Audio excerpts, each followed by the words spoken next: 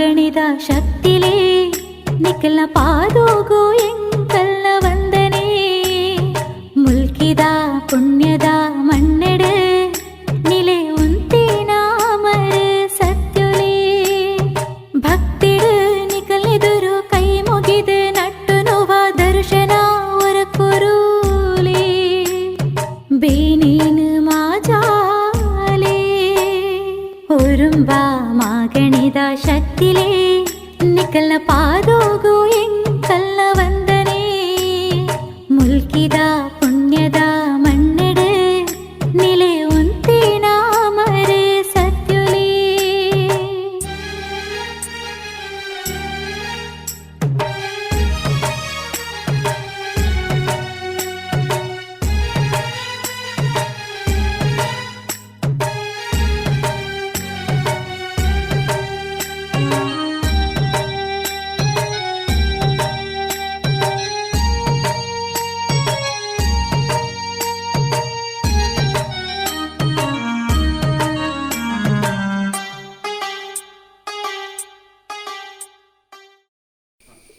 ಸಮಸ್ತ ವೀಕ್ಷಕರಿಗೆ ನಮಸ್ಕಾರಗಳು. ಬಾರೆಯರ ಜೀವನ ಚರಿತ್ರೆಯ ಕಥಾಭಾಗ 1ರ ಕೊನೆಯ ಭಾಗದಲ್ಲಿ ಆಚುಬೈದ್ಯತಿಗೆ ತಾಕಟೆ ಮರದಡಿಯಲ್ಲಿ ಪ್ರಸವವಾಗಿ ಅವಳಿ ಗಂಡು ಮಕ್ಕಳ ಜನನವಾಗುತ್ತದೆ. ಆದರೆ ಅನತಿ ಕಾಲದಲ್ಲೇ ಆಚುಬೈದ್ಯತಿ ಇಹಲೋಕವನ್ನು ತ್ಯಜಿಸುತ್ತಾಳೆ. ಇದೀಗ ಬಾರೆಯರ ಜೀವನ ಚರಿತ್ರೆಯ ಮುಂದುವರಿದ ಭಾಗ ಕಥಾಭಾಗ 2ರಲ್ಲಿ ನಿಮ್ಮ ಮುಂದೆ. ತುಳುನಾಡದ ಪುಣ್ಯದ ಮಣ್ಣದ ಮರುಜೂಕುಲೇ ತುಳುನಾಡದ ಪುಣ್ಯದ ಮಣ್ಣದ ಮರುಜೂಕುಲೇ ಆ ಒರುಮ ಮಗನೆಡು ಮೆರೆಪಿನ ಸತ್ಯದ ಜೋಕುಲೇ ಸತ್ಯದ ಜೋಕುಲೇ ಉಡಲ ಭಕ್ತಿಡು ಸುಗಿಪುಲೆ ಬೀರೆ ಉಡಲ ಭಕ್ತಿಡು ಸುಗಿಪುಲೆ ಬೀರೇನು ನಮ್ಮ ವೀರ ಪುರುಷರೇನು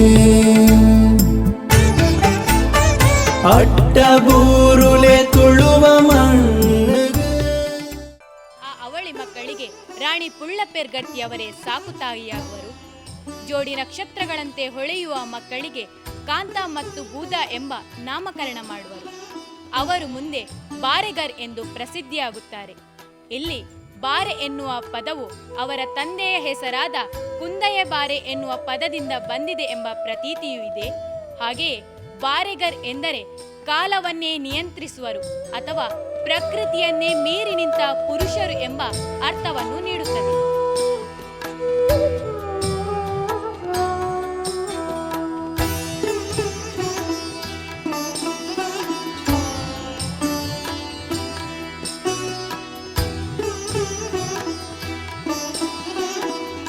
ರಾಣಿಯ ಮುದ್ದಿನ ಆರೈಕೆಯಲ್ಲಿ ಬೆಳೆದು ನಿಂತ ಮಕ್ಕಳು ಬಲಿಷ್ಠ ಬಾಹುಗಳಾಗಿ, ಸುಂದರ ಪುರುಷರಾಗಿ, ಬೀಡಿನ ಕಣ್ಮಣಿಗಳಾಗಿ ಸಾತ್ವಿಕ ಕಳೆಯಿಂದ ಶೋಭಿಸುವರು. ಬೆಳೆದು ನಿಂತ ಮಕ್ಕಳು ಒಂದು ದಿನ ತಾಯಿ ಪುಳ್ಳಪೆರ್ಗಟ್ಟಿಯವರ ಬಳಿಗೆ ಬಂದು, ಅಮ್ಮ, ಮುಲ್ಕಿ ಸೀಮೆಯಲ್ಲಿ ಅತಿ ಶ್ರೇಷ್ಠವಾದ ವಿದ್ಯಾಮಂದಿರ ಯಾವುದಮ್ಮ? ಆ ವಿದ್ಯಾಶಾಲೆಯಲ್ಲಿ ನಾವು ಯುದ್ಧ ವಿದ್ಯೆಗಳನ್ನು ಕಲಿಯಬೇಕು ಎನ್ನುವರು. ಆಗ ರಾಣಿ ಪುಳ್ಳಪೆರ್ಗಟ್ಟಿಯವರು, ಮಕ್ಕಳೇ, ಮುಲ್ಕಿಯಲ್ಲೇ ಅತಿ ಶ್ರೇಷ್ಠವಾದ ವಿದ್ಯಾಮಂದಿರ ಯಾವುದೆಂದು ನಾನು ಕಣ್ಣಾರೆ ನೋಡಿಲ್ಲ, ಆದರೆ ಕಿವಿಯಾರೆ ಕೇಳಿರುವೆ. ಅದು ಶಶಿಹಿತ್ತಿಲಿನ ಸಾಮಂತ ಗರಡಿ ಎನ್ನುವರು.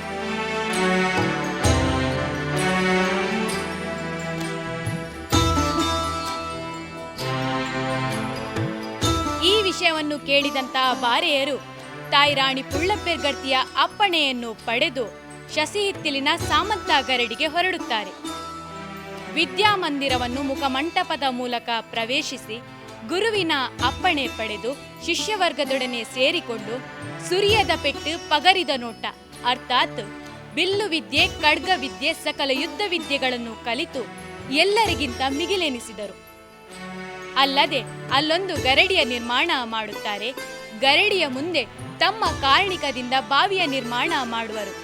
ಹಾಗೂ ಕಾಂಡೇವು ಎಂಬ ಊರಿನಿಂದ ಇಬ್ಬರು ತಲಾ 2 ಗಜಗಾತ್ರದ ಹಾಸುಗಲ್ಲುಗಳನ್ನು ತಮ್ಮ ಬಲಿಷ್ಠ ಬಾಹುಗಳಲ್ಲಿ ಎತ್ತಿಕೊಂಡು ತರುತ್ತಾರೆ.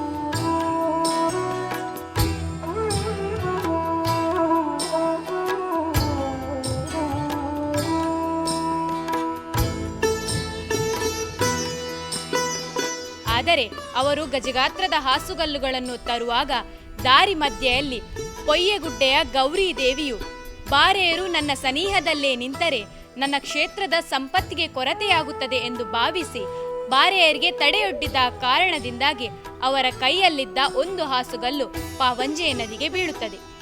ಇದನ್ನು ಅರಿತಂತಹ ಬಾರೆಯರು, ತಮಗೆ ಮೋಸವಾಯಿತೆಂದು ಅರಿತ ಬಾರೆಯರು ಗೌರಿ ದೇವಿಗೆ ಇರೆಗ್ ಒರ್ಲ ತಪ್ಪಂದೆ ಪೋವಡ್ ಇರ್ಲ ಇಪ್ಪಂದೆ ಪೋವಡ್ ಎಂದು ಶಪಿಸುತ್ತಾರೆ. ಅಂದರೆ ನಿಮ್ಮ ಕ್ಷೇತ್ರ ಸದಾ ಅಜೀರ್ಣ ವ್ಯವಸ್ಥೆಯಲ್ಲಿ ಇರಲಿ ಎಂಬ ಅರ್ಥವಾಗುತ್ತದೆ. ಮುಂದೆ ತಾವು ತನ್ನಂತ ಗಜಗಾತ್ರದ ಹಾಸುಗಲ್ಲುಗಳನ್ನು ಗರಡಿಯ ಅಂಗಣದಲ್ಲಿ ಮೆಟ್ಟಿಲು ಕಲ್ಲುಗಳನ್ನಾಗಿ ಹಾಸುವರು.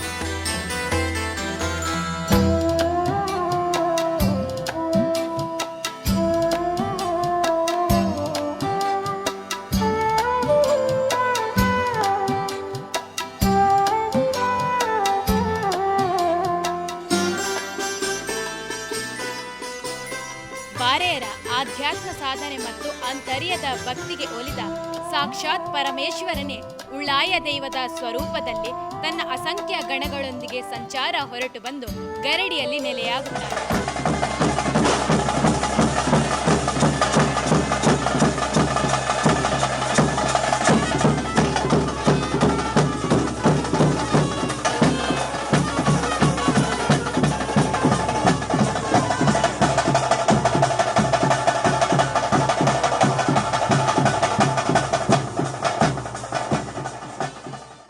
ಆದರೆ ಇಲ್ಲಿ ಕರೆಯದೆ ಬಂದು ಉಳ್ಳಾಯ ದೈವ ನೆಲೆಯಾಗಬೇಕಾದರೆ ಬಾರೆಯರು ಕಲಿತಂತ ವಿದ್ಯೆ ಅದು ಬರೀ ಅಂಗ ಸಾಧನೆಯಲ್ಲ, ಬದಲಾಗಿ ಅಲೌಕಿಕವಾದುದು ಎಂದು ನಮಗೆ ಗೋಚರವಾಗುತ್ತದೆ. ಉಳ್ಳಾಯ ದೈವ ಗರಡಿಯ ಒಳಗೆ ನೆಲೆಯಾಗಿರುತ್ತಾನೆ. ಗರಡಿಗೆ ಒಂದೇ ಬಾಗಿಲಿದ್ದು ಆ ಬಾಗಿಲ ಮೂಲಕವೇ ನಾವು ಹೊರಬಂದರೆ ಒಳಗೆ ನೆಲೆಯಾದ ಉಳ್ಳಾಯ ದೈವನಿಗೆ ಬೆನ್ನು ಹಾಕಿ ಬಂದಂತಾಗುತ್ತದೆ ಎಂದು ಭಾವಿಸಿದ ಬಾರೆಯರು ಗರಡಿಯ ಒಂದು ಬದಿಯ ಗೋಡೆಯನ್ನು ಒಡೆದು ಆ ಮೂಲಕ ಹೊರಬರುತ್ತಾರೆ. ಕಾಂತಬಾರೆ ಬೂದಬಾರೆ ಶಸ್ತ್ರವಿದ್ಯೆ ಪಾರಂಗತರಾಗಿ ಪುಳ್ಳೋಡಿಗುತ್ತು ಅರಮನೆಗೆ ಹಿಂದಿರುಗುತ್ತಾರೆ. ಆ ಸಂದರ್ಭದಲ್ಲಿ ರಾಣಿ ಪುಳ್ಳಪೆರ್ಗರ್ತಿಯವರಿಗೂ ಒಂದು ಹೆಣ್ಣು ಮತ್ತು ಗಂಡು ಮಗುವಾಗಿ ಅವರು ಅರಮನೆಯಲ್ಲಿ ಬೆಳೆಯುತ್ತಿರುತ್ತಾರೆ. ಅಲ್ಲದೆ ಪುಳ್ಳಪೆರ್ಗರ್ತಿಯವರ ಪತಿ ಚಂದ್ರಾಯ ಬಳ್ಳಾಲರು ಕಾಲವಾಗಿರುತ್ತಾರೆ. ಬಾರೆಯರು ಮುಂದೆ ಸೀಮೆಯ ಹಗೆದಗೆಗಳಿಗೆ ಎದುರಾಗಿ ನಿಲ್ಲುವರು. ನೀರಿಲ್ಲದ ಕಡೆ ಬಾವಿ, ಕೆರೆ, ಕಾಲುವೆಗಳ ನಿರ್ಮಾಣ ಮಾಡುವರು. ಸೀಮೆಯ ಮೇಲೆ ದಂಡೆತ್ತಿ ಬಂದ ಕುಬೇರ ಚೌಟರಸನ ಶತ್ರು ಸೈನ್ಯವನ್ನು ಸದೆಬಡಿಯುತ್ತಾರೆ.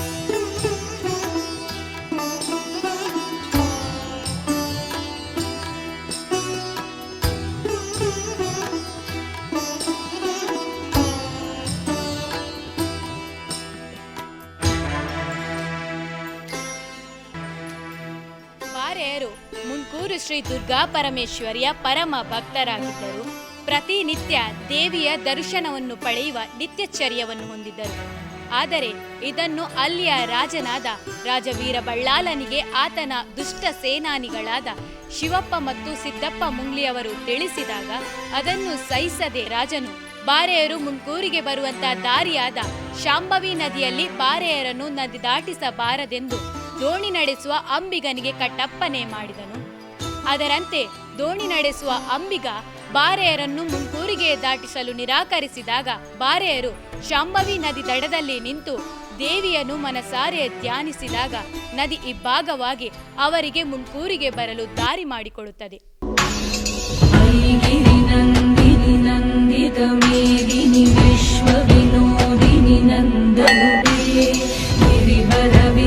शिरोदिनि वासिनि विष्णु विलासिनि जिष्णुते भगवति हेशिति कंठ कुटुंबिनि भूरि कुटुंबिनि भूरि कृते जय जय हे महिषासुरमर्दिनि रम्यकपर्दिनि शैलसुते ओम शंकरे नमः. ಮುಂದೆ ಬಾರೆಯರು ಮುನ್ಕೂರಿನ ದುಷ್ಟ ರಾಜನಾದ ರಾಜವೀರ ಬಳ್ಳಾಲನನ್ನು, ಆತನ ಮಂತ್ರಿಯಾದ ಮಂಜಪ್ಪ ಅಜ್ರಿ, ಅವನ ದುಷ್ಟ ಸೇನಾನಿಗಳಾದ ಶಿವಪ್ಪ ಮತ್ತು ಸಿದ್ದಪ್ಪ ಮುಂಗ್ಲಿಯವರನ್ನು ತಮ್ಮ ಸೂರ್ಯದ ಕತ್ತಿಗಳಿಗೆ ಬಲಿ ಕೊಡುತ್ತಾರೆ. ಬಾರೆಯರ ಸತ್ಯ, ಧರ್ಮ, ಶೌರ್ಯ, ಪರಾಕ್ರಮಗಳ ಬಗ್ಗೆ ಕೇಳಿದಂತ ಸೀಮೆಯ ಸಾವಂತ ಅರಸರು ಬಾರೆಯರನ್ನು ಅರಮನೆಗೆ ಬರಮಾಡಿಕೊಳ್ಳುತ್ತಾರೆ. ನೀವು ಸೀಮೆಯ ಆಡಳಿತ ಮತ್ತು ರಕ್ಷಣೆಗಾಗಿ ನನ್ನ ಎಡಬಲರಾಗಿ ನಿಲ್ಲಬೇಕು ಎಂದು ಸೂಚಿಸುತ್ತಾರೆ. ಆಗ ಬಾರೆಯರು ಅರಸರಿಗೆ, ನಾವು ಸೀಮೆಯ ರಕ್ಷಣೆ ಮಾಡುತ್ತೇವೆ, ಸೀಮೆಯ ರಕ್ಷಣೆಯ ಜವಾಬ್ದಾರಿ ನಮ್ಮ ಮೇಲಿರಲಿ ಎನ್ನುತ್ತಾ ಬಾರೆಯರಿಂದ ಮಾಡಲು ದುಸ್ಸಾಧ್ಯವಾದ ಕಾರ್ಯಗಳಿಲ್ಲ ಎಂಬಂತೆ ಅಚ್ಚರಿ ಪಡುವಂತ ಕಾರ್ಯಗಳನ್ನು ಬಾರೆಯರು ಸೀಮೆಯಲ್ಲಿ ಮಾಡುತ್ತಾರೆ. ಆಡಳಿತ ಮತ್ತು ಕಂದಾಯ ಸಂಗ್ರಹದ ಅನುಕೂಲಕ್ಕಾಗಿ ಐಕಳ ಭಾವ, ಚಮತ್ರ ಭಾವ, ಪುತ್ತೂರು ಭಾವಗಳ ನಿರ್ಮಾಣ ಮಾಡುತ್ತಾರೆ. ಮುಲ್ಕಿ ಸೀಮೆಯ 9 ಮಾಗನೆಗಳಾದ ಕಾರ್ನಾಡು, ಒಳಲಂಕೆ, ಪಂಜ, ಬಪ್ಪನಾಡು, ತಾಳಿಪಾಡಿ, ಐಕಳ, ಅತ್ತೂರು, ಕೊಡೆತ್ತೂರು, ಕುಬೇಯೂರು ಇಲ್ಲೆಲ್ಲ ಜನರ ಜೀವನ ಕಸುಬಾದ ಕೃಷಿ ಕಾರ್ಯಗಳಿಗೆ ಬೇಕಾದ ವ್ಯವಸ್ಥೆಗಳನ್ನು ಮಾಡಿಕೊಡುತ್ತಾರೆ. ಹೀಗೆ ಸೀಮೆಯ ರಕ್ಷಣೆಯಲ್ಲಿ ಬಾರೆಯರು ತಮ್ಮನ್ನು ತಾವು ತೊಡಗಿಸಿಕೊಳ್ಳುತ್ತಾರೆ. ಮುಂದೆ ಸಾವಂತ ಅರಸರು ಜಿನೈಕ್ಯರಾಗುತ್ತಾರೆ. ರಾಣಿ ಪುಳ್ಳಪೆರ್ಗರ್ತಿಯ ಮಗಳು ದುಗ್ಗು ಪ್ರಾಯಕ್ಕೆ ಬಂದಿದ್ದು ಆಕೆಯ ಮದುವೆಯ ಬಗ್ಗೆ ರಾಣಿ ಪುಳ್ಳಪೆರ್ಗರ್ತಿಯವರು ಚಿಂತಿಸತೊಡಗುತ್ತಾರೆ. ಹಾಗೂ ಮದುವೆಯಲ್ಲಿ ಅನುಸರಿಸಬೇಕಾದ ಹೋಬಳಿ ಕಟ್ಟಿನ ಬಗ್ಗೆ ರಾಣಿ ಪುಳ್ಳಪೆರ್ಗರ್ತಿಯವರು ಶೋಕಿಸುತ್ತಿರುವ ಸಂದರ್ಭದಲ್ಲಿ ಬಾರೆಯರು ರಾಣಿ ಪುಳ್ಳಪೆರ್ಗರ್ತಿಯವರ ಬಳಿಗೆ ಬಂದು, ಅಮ್ಮ, ನಮ್ಮ ತಂಗಿಯ ಸ್ಥಾನದಲ್ಲಿರುವ ದುಗ್ಗುವಿನ ಮದುವೆಯನ್ನು ನಾವು ನೆರವೇರಿಸಿ ಕೊಡುತ್ತೇವೆ ಎಂಬ ಮಾತನ್ನು ನೀಡುತ್ತಾರೆ. ಅಲ್ಲದೆ ಈ ಮದುವೆಯಲ್ಲಿ ಮುಲ್ಕಿ ಸೀಮೆಯಲ್ಲಿರುವ ಸೊಕ್ಕಿನ ಹೋಬಳಿ ಕಟ್ಟನ್ನು ಮುರಿದೇ ಮುರಿಯುತ್ತೇವೆ ಎಂಬ ಪ್ರತಿಜ್ಞೆ ಮಾಡುತ್ತಾರೆ. ಹಾಗಾದರೆ ಹೋಬಳಿ ಕಟ್ಟನ್ನು ಮುರಿದು ಬಾರೆಯರು ತಮ್ಮ ತಂಗಿ ದುಗ್ಗುವಿನ ಮದುವೆಯನ್ನು ಯಾರೊಡನೆ ಮಾಡುತ್ತಾರೆ ಎಂಬುದನ್ನು ನಿರೀಕ್ಷಿಸಿ ಮುಂದಿನ ಸಂಚಿಕೆಯಲ್ಲಿ. ಧನ್ಯವಾದಗಳೊಂದಿಗೆ ನಾನು ನಿಮ್ಮ ಪ್ರೀತಿಯ ನಳಿನಿಯ ಸುವರ್ಣ ಜಾರ್ಕಳ ಮುನ್ನಿ.